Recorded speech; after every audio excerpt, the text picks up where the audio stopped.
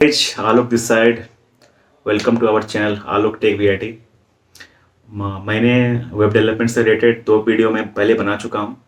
मैंने एक कुछ मैंने रोड मैप बताए थे, कुछ मैंने शॉर्ट्स बताए थे, शॉर्ट रोड मैप से। ये तीसरी वीडियो है मेरी। होप आपको वीडियो अच्छी लगी होगी। ये भी वीडियो अच्छी लगेगी, आप सब शेयर करें अपने फ्रेंड्स में, अपने कॉलेज ग्रुप में, अपने कजन्स में, और लाइक सब्सक्राइब एंड शेयर करें।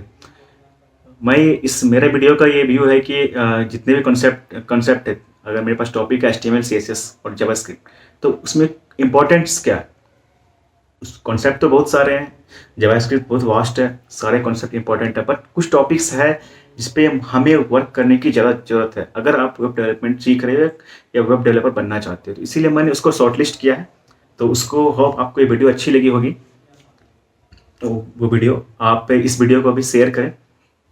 तो मैं सब्जेक्ट वाइज लाइक पहले मैं HTML बताऊंगा, फिर CSS बताऊंगा, फिर लास्ट में जावास्क्रिप्ट से उस वीडियो को एंड करूंगा। तो पहला मेरा वीडियो टॉपिक है HTML। HTML में सबसे पहले है कि HTML स्ट्रक्चर क्या है कि किसी भी पेज का एक फाउंडेशन होता है। तो HTML स्ट्रक्चर का काम है हमें किसी भी जो HTML के जो पेज है उसके स्ट्रक्चर को डिजाइन करना।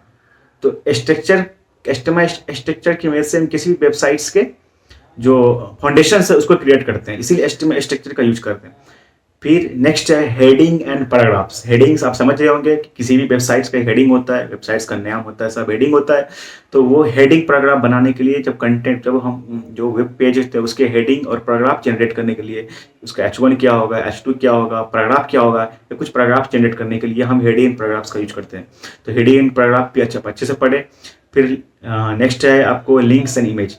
हमें HTML के हेल्प से अगर अपने वेबसाइट्स में कुछ मल्टीमीडिया सेक्शंस में अगर हमें लिंक्स ऐड करना हो, इमेज ऐड करना हो, अगर प्रोफाइल इमेज ऐड करना हो या बैकग्राउंड इमेज ऐड करना हो, तो उसके लिए लिंक्स एंड इमेज का यूज करते हैं। तो मल्टीमीडिया सेक्शंस में और नेविगेशन सेक्शन में जो हम इमेज यूज करते हैं, इमेज का फॉर्म यूज करते हैं, तो उसके लिंक्स एंड इमेज हम का हेल्प लेते हैं। तो इसलिए लिंक्स एंड इमेज भी बहुत इंपॉर्टेंट है। फिर नेक्स्ट है फॉर्म्स एंड इनपुट फील्ड्स। इसमें क्या है कि जब भी हम अपने वेबसाइट्स का लॉगिन पेज या यूजर इंटरेक्शन पेज होता है या यूजर का रजिस्ट्रेशन पेज होता है, उसको लॉगिन फॉर्म को हम क्रिएट कैसे करें, तो करते कैसे हैं। तो वो फॉर्म एंड इनपुट के फील्ड की मदद से लेते हैं कि इसमें कुछ ईमेल होते हैं, हमारे नाम्स होते हैं या पासवर्ड होते हैं या फर्स्ट नेम लास्ट नेम आप देखते हैं, और फिर लास्ट में एक बटन जैसा होता है, सबमिट बटन।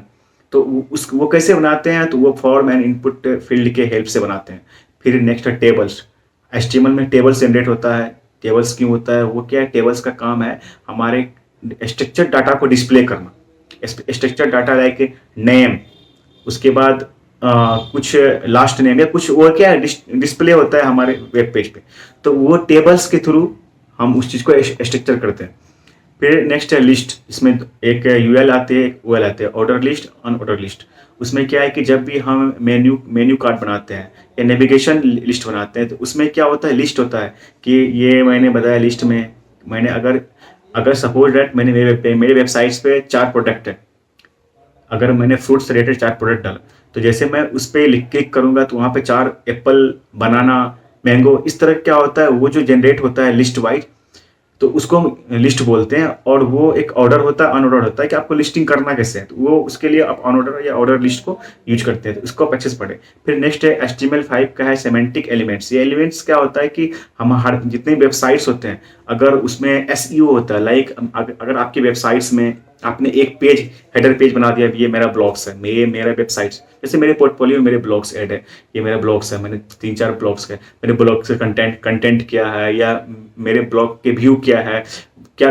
तो उस तरह के क्या होता है कि उसमें जो होते हैं, जो हेडिंग होते हैं, हेडिंग से लेके फुटर कंटेंट जो होते हैं, वो SEO होता है। वो क्या करता है, हमारे वेबसाइट्स को इम्प्रूव करता है। वो हमारी वेबसाइट दिखने में अच्छी लगती है या थोड़ी वेबसाइट्स वास्ट लगती है।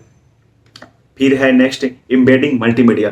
इसमें क्या है कि अगर हमारे वेबसाइट्स में कुछ कंटेंट ऐड करना हो, लाइक वीडियो कंटेंट ऐड करना हो, तो हम वीडियो कंटेंट को ऐड कैसे करें। हम डायरेक्टली ऐड कर सकते नहीं है कि वीडियो के लिंक जाके पुट कर दिए, तो नहीं, उस कंटेंट को ऐड करने के लिए कैसे करते हैं, तो उसके लिए एम्बेडिंग मल्टीमीडिया के हेल्प से हम किसी वीडियो को या यूट्यूब के वीडियो को या कोई भी वीडियो आपके है, यूट्यूब हो, इंस्टा वीडियो, कोई वीडियो, उसको ऐड करने के लिए हम एम्बेडिंग मल्टीमीडिया का यूज करते हैं। फिर नेक्स्ट है meta for SEO, search engine optimisation. इसमें क्या है कि इसके हेल्प से हम अपनी वेबसाइट्स के रीच को ना इंक्रीज करते हैं। हमारी वेबसाइट्स का रीच जो होता है कैसे इंक्रीज किया जाए, लाइक कंटेंट जो है हमारे पास क्या होना चाहिए, हाँ इस वेबसाइट्स के बारे में जो हम जो रैंक है उसको बेटर कैसे करें, तो उसके लिए एसईओ यूज करते हैं। एसईओ हेल्प करता है हमारे वेबसाइट्स को रीच के इंक्रीज करने में। फिर नेक्स्ट है एचटीएमएल का फॉर्म वैलिडेशन। इसमें क्या है कि जब भी हम किसी को लाइक अगर हम टेक्स्ट इनपुट करना होता है तो टेक्स्ट का लेंथ क्या होना चाहिए, तो वो सब हम एचटीएमएल के जो फॉर्म वैलिडेशन है उसके हेल्प से करते हैं। तो टेक्स्ट का लेंथ क्या, जब भी हम यूजर को इनपुट डालते हैं तो उसके बारे में उसका लेंथ विड्थ क्या होना चाहिए, वो डिजाइन किस तरह से हो, तो उसमें आप टेक्स्ट यूज करते हैं, लाइक फॉन्ट आप नॉर्मल फॉन्ट पे यूज करते हैं, फिर आप उसको चेंज भी कर सकते हैं। उस तरह से क्या होता है एचटीएमएल फॉर्म वैलिडेशन में चलता है। फिर हमारा सेकेंड है सीएसएस कैस्केडिंग सेट।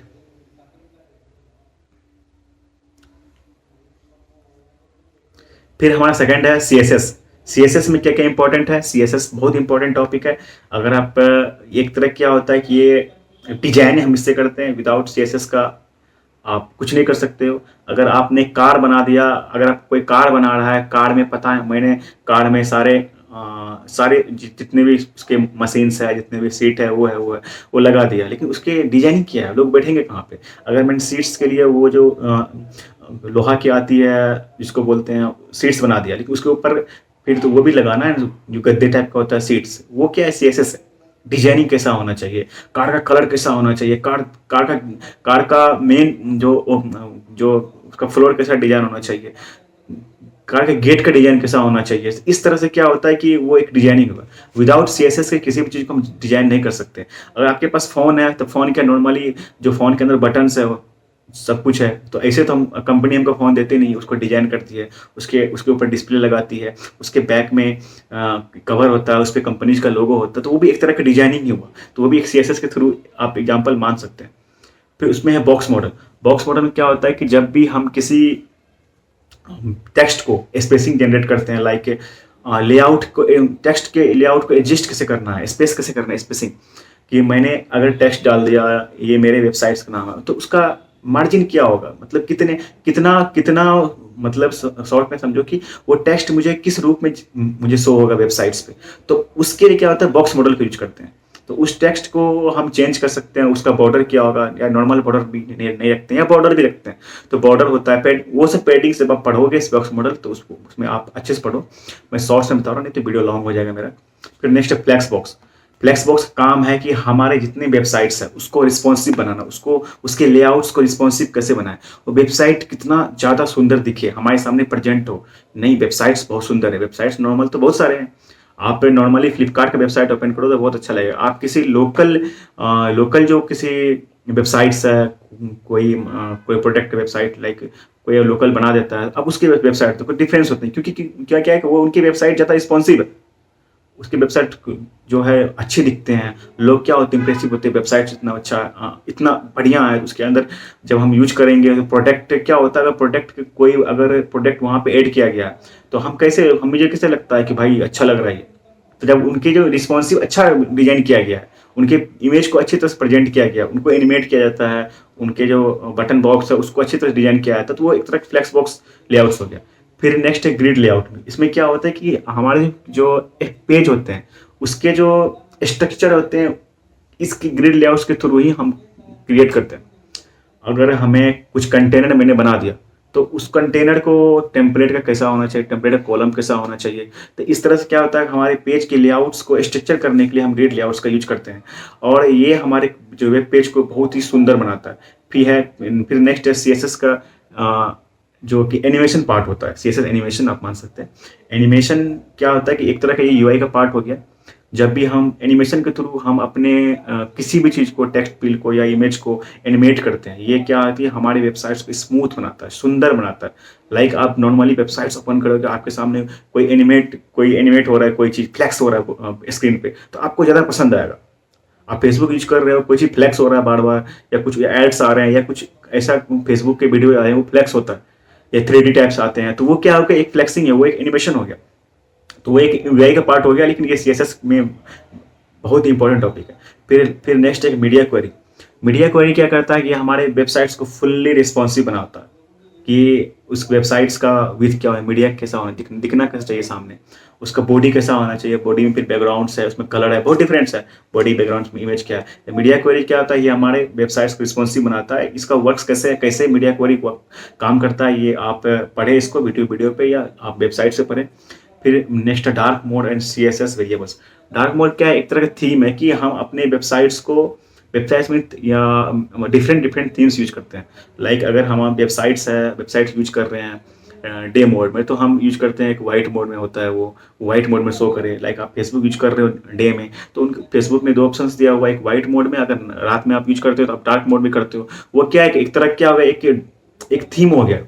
तो एक तरह के CSS के थ्रू हम थीम जो जनरेट करते हैं, जो थीम डिफरेंट थीम होते हैं, वो उसमें जो डार्क मोड है उसमें CSS वेरिएबल्स के हेल्प से ही होता है। फिर पोजिशनिंग है, CSS की पोजिशनिंग। इसमें क्या है कि जितने भी हमारे कंटेंट है, लाइक अगर कंटेंट हेडर कंटेंट है या कुछ बटन्स हमने क्रिएट किया, फ्लोटिंग बटन, तो उसका पोजीशन कैसा होना चाहिए, पोजीशन फिक्स्ड होना चाहिए या वेरिएबल होना चाहिए। इस तरह से क्या है कि उसको कहाँ पुट किया जाए जो दिखने में अच्छा लगे। ऐसा तो नहीं है फेसबुक पेज पे पोस्ट है, पोस्ट के लाइक्स बटन है, कमेंट्स बटन है, शेयर बटन है, तो फेसबुक पोस्ट है और यहाँ पे और जो शेयर लाइक्स बटन है उसके ऊपर या बहुत ज़्यादा अपर है, नहीं। वो उसको एक रिस्पॉन्सिव पोजीशन के थ्रू बनाया गया है कि फेसबुक का पोस्ट यहाँ उसके जस्ट बिलो लाइक्स है, कमेंट्स है और शेयर का सेक्शन है।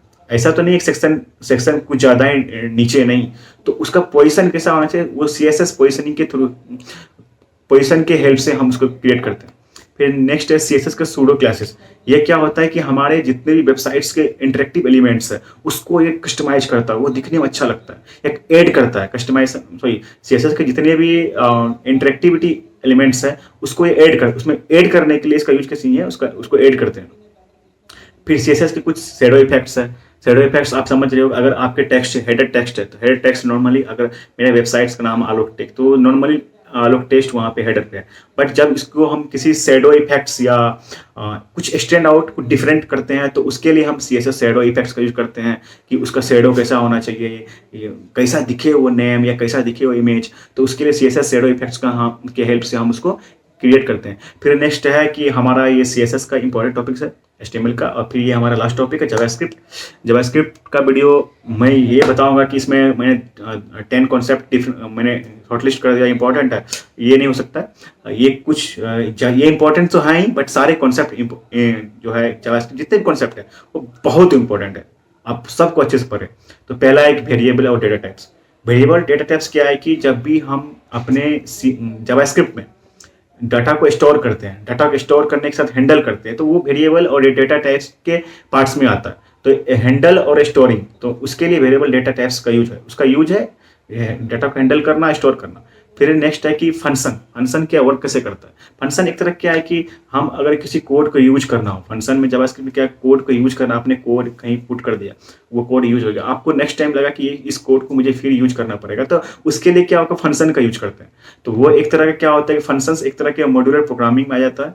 तो नेक्स्ट है इवेंट हैंडलिंग। इवेंट हैंडलिंग क्या करते हैं, जब भी हमारे प्रोग्राम जो जावास्क्रिप्ट प्रोग्राम्स है उसको जो यूजर इंटरेक्शन है उसको हैंडल कैसे करना। अगर मैंने एक मैसेज बटन क्रिएट किया, तो बटन को जब हम क्लिक करेंगे तो वो जो डेटा है वो जनरेट कैसे करेगा। अगर मैंने बटन को बोल दिया कि ये मैंने अगर कोई प्रोडक्ट है, मैंने उसको प्राइसिंग कर दिया, मैंने उसको बाय कर दिया, तो वो जो मैसेज है वो कैसे पहुंचेगा वेबसाइट्स के पास। तो क्या बटन क्लिक किए, वो जो मैसेज पहुंचता है वो जो इवेंट के थ्रू ही पहुंचता है। तो इवेंट हैंडलिंग का काम यही है। इवेंट हैंडलिंग थोड़ा बहुत डीप है, आप उसको अच्छे से पढ़ें। फिर नेक्स्ट है हमारा डॉम मैनिपुलेशन। डॉम मैनिपुलेशन का काम क्या है कि जब भी हम कोई कंटेंट यूज करते हैं जावास्क्रिप्ट में, कंटेंट लाइक अगर मैंने H1 हेडिंग टैग यूज किया या टाइटल यूज किया, तो उसके कंटेंट को क्या होता है कि अगर चेंज करना हो तो उसको डायनेमिकली चेंज करने के लिए हम जो यूज करते हैं उसको डॉम मैनिपुलेशन करते हैं कि डायनेमिकली उसको चेंज कैसे करें। तो डॉम मैनिपुलेशन के हेल्प से उसको हम डायरेक्टली चेंज करते हैं। और उसके बाद नेक्स्ट है लूप एंड कंडीशनल।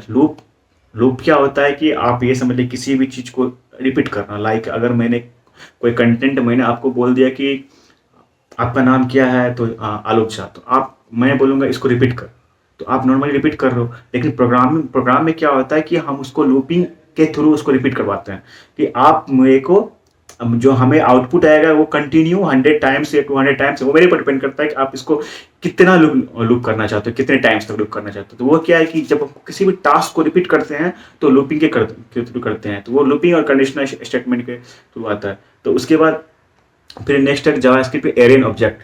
एरेन ऑब्जेक्ट क्या है कि जब भी जो भी हमारे पास डेटा रहता है, डेटा के स्ट्रक्चर को हैंडल करने के लिए, डेटा स्ट्रक्चर को हैंडल कैसे करें, तो उसके लिए एरेन ऑब्जेक्ट्स का यूज करते हैं। ये मतलब एरेन ऑब्जेक्ट्स के मदद से हम डेटा को स्ट्रक्चर करते हैं। फिर ये बहुत इंपॉर्टेंट पार्ट है फैच एपीआई। एपीआई से हमें दो पार्ट को फैच करना, फ्रंट एंड पार्ट को, बैक एंड पार्ट को। फ्रंट एंड पार्ट अगर हम फुल स्टैक वेबसाइट बना रहे हैं तो हमारे पास दो पार्ट होता है, एक फ्रंट एंड पार्ट, एक बैक एंड पार्ट। तो उसको ऐड कैसे करें, उसको इंटरेक्ट कैसे करें, तो उसके जो डायनेमिकली कॉन्टैक्ट है उसको एपीआई कॉल्स के थ्रू हम इंटरेक्ट करते हैं। तो उसमें क्या होता है, कुछ रिक्वेस्ट डालते हैं। लाइक अगर मैंने आपको टेक्स्ट किया फेसबुक पे या मैंने आपको रिक्वेस्ट भेजा, तो आपके पास रिक्वेस्ट किया, जब तक आप कंफर्म नहीं करोगे तब तक क्या होगा, आप मेरे फ्रेंड नहीं बनोगे। तो वो जो है ना एपीआई जो है ना वही रिक्वेस्ट डालता है। अगर आप फ्रंट एंड बैक एंड को रिक्वेस्ट डालता है तो उसको रिक्वेस्ट डालता है, क्या होता है फिर वो रिस्पॉन्स करता है कैसे, एक्सेप्ट करके। अब फिर मुझे एक मैसेज जनरेट होकर आता है कि someone send to request, someone confirm your request. तो ये क्या है कि ये क्या रिक्वेस्ट है, ये एपीआई एक काम हो गया एक तरह का। तो उसमें क्या है कि ये कंटेंट को क्या करते हैं, डायनेमिकली होता है, वो कंटेंट को रिक्वेस्ट एक दूसरे से ऐड करने के लिए, मतलब दो लोगों को फ्रेंड बनाने के लिए, दो लोगों को इंटरेक्ट करने के लिए हम एपीआई रिक्वेस्ट यूज करते हैं। जैसे एक एजेक्स रिक्वेस्ट होता है, जब आप वेब पर होगे, वेब में पढ़ोगे, एजेक्स रिक्वेस्ट के बारे में पढ़ोगे। फिर लोकल स्टोरेज और सेशन स्टोरेज। इसमें क्या है कि हम डेटा, किसी भी डेटा को स्टोरेज करते हैं। तो डेटा तो बहुत सारा है, जैसे मेरे पास डेटा है, अगर मेरे पास मेरा रिज्यूम है तो रिज्यूम में पहला क्या होगा, नाम आएगा। फिर नीचे में आपका कुछ आपके बारे में, आप बायो आप करते क्या हो। फिर नीचे में आपके जो एजुकेशन के बारे में है, क्वालिफिकेशंस के बारे में वो आएगा। तो वो डेटा क्या है, वो प्रेफरेंस वाइज क्या है वो जनरेट हो रहा है। ये तो नहीं हो रहा है कि पहले आपका एक्सपीरियंस दिख रहा है, फिर आपका क्वालिफिकेशन दिख रहा है, फिर नीचे में नाम नहीं। उस डेटा को प्रेफरेंस के थ्रू करता है, उस कंटेंट को जो है, जो स्टोर करा डेटा है उसको कैसे प्रेफरेंस, कैसे यूज किया जाए, किस डेटा को पहले यूज किया जाए, किस डेटा को बाद में यूज किया जाए। तो वही एक तरह का क्या है, लोकल स्टोरेज और सेशन स्टोरेज में आता है। मैंने एक नॉर्मल एग्जाम्पल, डेली वाइज जो एग्जाम्पल है मैंने बताया। फिर एसिंक अवेट। एसिंक अवेट का काम क्या है कि जितने भी एसिंक्रोनस ऑपरेशंस है उसको हैंडल करता है स्मूथली। लाइक अगर मैंने आपसे कोई क्वेश्चंस पूछा, आपका नाम क्या है, तो मैंने बोल दिया, आप कोई आंसर दोगे, मेरा नाम आलोक झा है। अगर मैंने आपको टाइम दे दिया कि आप आराम से बोलो, आप सोच के बोलो, तो अगर आपको पता है कि रिस्पॉन्स करना है, कोई फिर भी लग रहा है कि अगर सामने वाले ने मुझे बोल दिया कि 5 सेकंड बाद मुझे आंसर देना, तो वो जो हम उसको टाइमिंग फिक्स करते हैं, 5 सेकंड, 2 सेकंड, 5 मिनट, वो अवेट में आता है कि आप थोड़ा वेट करो, वर्क चल रहा है, क्या पता मैं दूसरे के साथ भेजूँ। अगर आप इंटरव्यू देने जा रहे हो तो आपके जो कॉल्स आते हैं कि नहीं, आपसे पहले जिनका नंबर होता है उनका हो गया, आप 5 मिनट बाद आप आओ। तो वो अवेट है कि आपके पास 5 मिनट टाइम्स है, आप 5 मिनट बाद, क्योंकि पिछले वाले जो यूजर है उस पर काम हो रहा है। तो यही एक असिंक अवेट है। फिर है डिबगिंग इन जावास्क्रिप्ट। डिबगिंग का काम क्या है कि जब भी हम किसी कोड को लिखते हैं तो उसमें जो एरर होते हैं उसको फाइंड करने के लिए, जब भी हम एरर को फिक्स करते हैं, लाइक एरर में क्या होता है कि जब भी हमारे पास कुछ प्रॉब्लम्स होते हैं कोड में, तो उस कोड को क्या करता है, आइडेंटिफाई करता है, इस कोड में यहाँ पे एरर है। फिर उस एरर को क्या करता है, वो फाइंड आउट करता है, फिर उस एरर को फिक्स करता है। और एरर को, कोड में जो एरर को फिक्स करता है, मतलब कोड में एरर को पहचान करके फिक्स करता है कि ये यहाँ तुम्हारा कोड है। फिर वो क्या होता है कि वो हमें console.log के थ्रू वो हमें एरर जो है आउटपुट में देता है कि आपके कोड में यहाँ पे एरर है। तो वो जो जावास्क्रिप्ट डिबगिंग है उसके थ्रू होता है। और इसके साथ एक और टॉपिक है जो मुझे लगता है, 2 टॉपिक्स है जो जावास्क्रिप्ट बहुत इंपॉर्टेंट है, वो प्रॉमिस जो है, ये जितने भी एसिंक्रोनस के ऑपरेशंस उसको हैंडल करता है। ये इसमें कुछ स्टेट्स होते हैं, लाइक ये मतलब पेंडिंग होते हैं, फुलफिल्ड होते हैं, रिजेक्ट है कि आपके जो ऑपरेशंस है उसको रिजेक्ट, जो पेंडिंग रखा गया है, फिर उसमें क्या होगा कि जो ऑपरेशन सक्सेसफुल हो जाता है तो वो फुलफिल्ड होता है, फिर लास्ट में एक रिजेक्टेड होता है कि आपके ऑपरेशंस फेल हो गया। तो उस तरह का हमें मैसेज जनरेट करके देता है। तो प्रॉमिस बहुत इंपॉर्टेंट है। उसके बाद फिर लास्ट में एक फंक्शन है, मुझे लग रहा है एसिंक अवेट भी है, बट अभी प्रॉमिस अपडेटेड हो चुका है। होस्टिंग जितने भी हमारे फंक्शंस है, मूविंग फंक्शंस, लाइक ये एक तरह क्या होता है, बिहेवियर होता है जावास्क्रिप्ट का। होस्टिंग क्या एक बिहेवियर है, ये होस्टिंग आप अच्छे से पढ़ लेना। ये बिहेवियर है कि हम किसी भी चीज़ को, जो अपने स्कोप्स होते हैं, जो जावास्क्रिप्ट में स्कोप होते हैं, उसके बिफोर एग्जीक्यूट करता है किसी भी कोड को, तो वो होस्टिंग के थ्रू होता है। तो होस्टिंग बहुत इंपॉर्टेंट कॉन्सेप्ट है जावास्क्रिप्ट में। अगर आप इंटरव्यू दे रहे हो as a front end developer, आपके जावास्क्रिप्ट से क्वेश्चन आएंगे, तो 3-4 टॉपिक जो मैंने बताया, होस्टिंग है, एसिंक अवेट है, या लोकल स्टोरेज या सेशन स्टोरेज है, तो इससे क्वेश्चंस आपको चांसेस है ज़्यादा आएंगे, क्योंकि ये बहुत ही इंपॉर्टेंट टॉपिक्स है। तो ये 4-5 टॉपिक जो मैंने लास्ट में मेंशन किया, इसको आप अच्छे से पढ़े, इस पे वर्क्स करें और वीडियोस देखें। आप यूट्यूब पे वीडियो देखें या जीएफजी है, बहुत सारी वेबसाइट्स अवेलेबल है, W3 स्कूल्स है, उस पर देखें। और मैंने ट्राई किया कि मैं अपने भाषा में, क्योंकि हम अगर बहुत सारे बिगिनर्स होते हैं जिनको प्रोग्रामिंग भाषा समझने में प्रॉब्लम्स होती है, वो मैंने ही फेस किया था जब मैं सीख रहा था प्रोग्राम। लेकिन जब अगर मैं अपने लैंग्वेज बताऊंगा, अपने अपने नॉर्मल डे लाइफ के लैंग्वेज में, तो आप शायद समझ पाओगे मेरी बात को। मैं ट्राई कर रहा हूँ कि मैं बेटर से बेटर मैं वीडियो बना सकूँ। आप लोग बस सपोर्ट करो, शेयर करो यार, सब्सक्राइब करो यार। और साथ ही साथ मैं ये इन्फॉर्मेशन देना चाहता हूँ अपनी वीडियो में, जब मेरी वेब डेवलपमेंट की पूरी रोड मैप कंप्लीट हो जाएगी, तो मैं पोर्टफोलियो कैसे बनाना, पोर्टफोलियो पाऊंगा, रिज्यूमे पाऊंगा, गिटहब का यूज कैसे करते हैं, बहुत लोगों को पता भी नहीं गिटहब क्या होता है, पता है गिटहब पे कोड रहता है, पता नहीं, और गिट क्या होता है, गिट का यूज किया है, तो मैं सब कुछ बताऊंगा। रिज्यूम कैसे बनाए, रिज्यूम में क्या क्या रहना चाहिए, मैं उस वीडियो में बनाऊंगा। मैं पूरे कॉन्सेप्ट के साथ नेक्स्ट वीडियो लेके आऊँगा। बस आप लोग सपोर्ट करो, लाइक करो, सब्सक्राइब करो यार, और शेयर करो यार। और कोई भी क्वेश्चंस हो, आज मैंने HTML CSS और जावास्क्रिप्ट में मैंने कुछ क्वेश्चंस दिए, आपको लग रहा है कि ये कॉन्सेप्ट भी इंपॉर्टेंट है, तो आप मुझे मेंशंस करो, आप मेरे से पूछ सकते हो, आप कमेंट्स करो, आप व्हाट्सअप नंबर पे जाओ, मेरे मैसेज बॉक्स पे जाओ, या आप कमेंट्स करो, और लाइक सब्सक्राइब शेयर करो यार। वीडियो अच्छी लगी यार, शेयर करो। Thank you.